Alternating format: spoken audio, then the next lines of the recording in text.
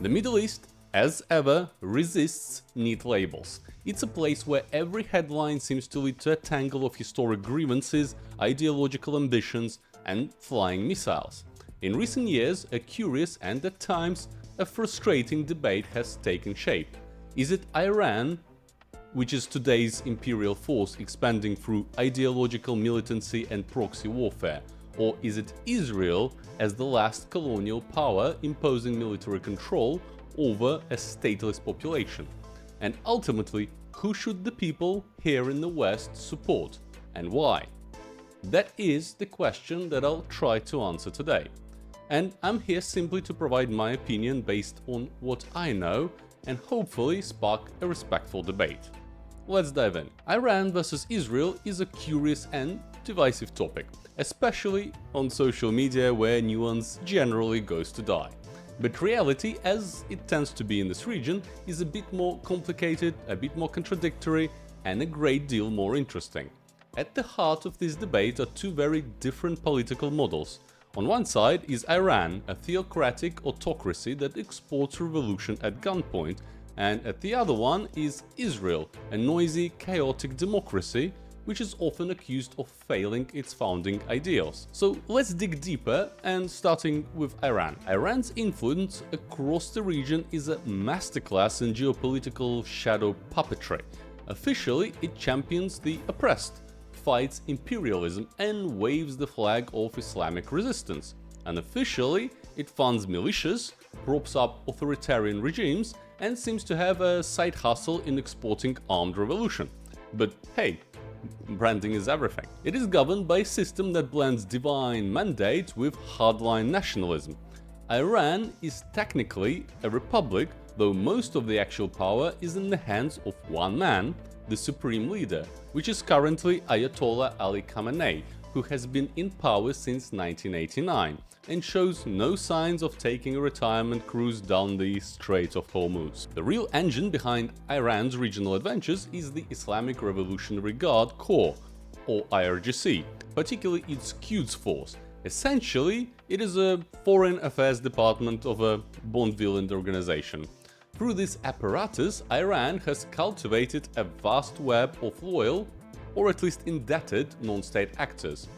Hezbollah in Lebanon, the Houthis in Yemen, various Shia militias in Iraq, and yes, even Sunni groups like Hamas and Palestinian Islamic Jihad in Gaza. Because, as it turns out, ideology can be surprisingly flexible when there's a shared enemy, an Iranian cash on the table. And this isn't colonialism in the classic British-French sense. There are no Iranian flags being raised over conquered city halls, but the effect is similar. Iran projects power into weak or failing states, embeds itself through proxy groups, and then uses that leverage to influence local politics, conflict dynamics, and occasionally to blow up some civilian infrastructure on a lazy Tuesday afternoon. The UN and humanitarian organizations have repeatedly documented the civilian toll of this strategy, from Beirut to Sana'a, with quite grim consistency. To Tehran's credit, its strategy is effective. Iran has been enjoying strategic depth across multiple borders from the Mediterranean to the Red Sea. It has outmaneuvered wealthier Gulf states and kept Western powers perpetually tied up in regional crises. But effectiveness doesn't equal moral clarity. The consequences of Iran's influence, like sectarian warfare, political paralysis, and state collapse, are quite hard to ignore. One could say Iran doesn't so much occupy as it haunts, drifting in and out of crises like a geopolitical ghost, with a fondness for drone warfare and ideological purity tests. Then there is Israel, the region's most polarizing democracy. To some, it's a Western outpost surrounded by hostility. To others, it's an occupying force refusing to end decades-long injustice. Both things can inconveniently be true at the same time. Israel is a parliamentary democracy, and a rather vibrant one, even if a little fractious. Prime ministers are frequently indicted, coalitions are notoriously unstable, and the country's Supreme Court can strike down government laws, a fact that quite recently sparked mass protests when judicial independence seemed under threat. And inside Israel's recognized borders, Jewish and Arab citizens vote, protest, sue the government and run for office. There are Arab-Israeli Supreme Court justices and members of Knesset. LGBTQ+ rights are robust by regional standards, and women lead national security agencies and major political parties. However, Israel's control over the West Bank and its complex blockade of Gaza complicate this liberal image. In the West Bank, more than 2 million Palestinians live under a military occupation that dates back to 1967. While the Oslo Accords established the Palestinian Authority and nominal self-rule in some areas, Israel retains full security control over more than half of the territory, where hundreds of thousands of Jewish settlers also reside under Israeli civilian law. Palestinians there face movement restrictions, housing demolitions, and a legal system that resembles a little bit a bureaucratic purgatory. Critics describe this as apartheid. Israel rejects the term, pointing to its internal democratic pluralism and the fact that Palestinian leaders have repeatedly rejected peace offers that included territorial compromise. Israel also argues, not without evidence, that unilateral withdrawal from the territory, as in Gaza in 2005, has only empowered extremists like Hamas, leading to rocket attacks on Israeli civilians and cyclical wars, like the one we're witnessing today. And therein lies Israel's dilemma. It's a democracy, yes, but a democracy forced to operate under siege conditions. It is not expanding its influence through militias or ideological subversion, but through security infrastructure, settlement expansion, and legal control.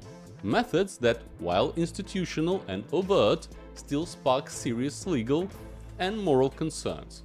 Yet, unlike Iran's model, which imposes religious absolutism, Israel's political system, flawed and controversial as it is, remains grounded in Western-style governance, judicial review, free elections, and individual liberties. The difference is not trivial. One country jails journalists and executes protesters for waging war against God, while the other is debating the price of cottage cheese and is impeaching its own leaders on live TV. Framing both Iran and Israel as colonial powers oversimplifies the deeper ideological divide at play.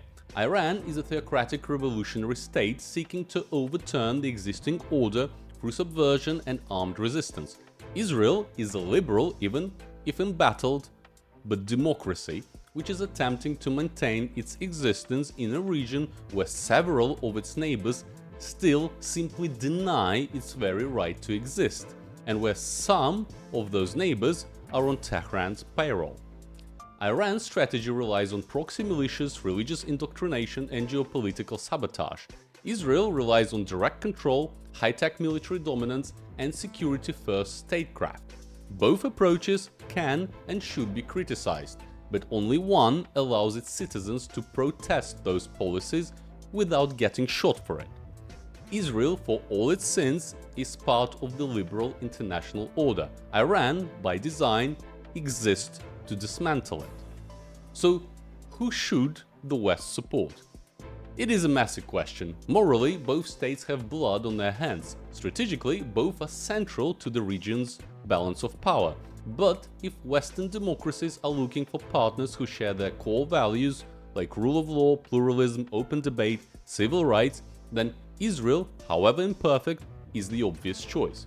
Supporting Israel doesn't mean endorsing every settlement, every airstrike, or every hardline politician, but it does mean recognizing that Israel, unlike Iran, offers a platform for internal reform and external alignment. It means supporting a country where policies can be debated and changed through the ballot box, not imposed by clerical edict or enforced by paramilitary squads. Iran, by contrast, offers no such openings. It is an autocratic regime that uses religious authority to silence dissent and regional warfare to expand its footprint.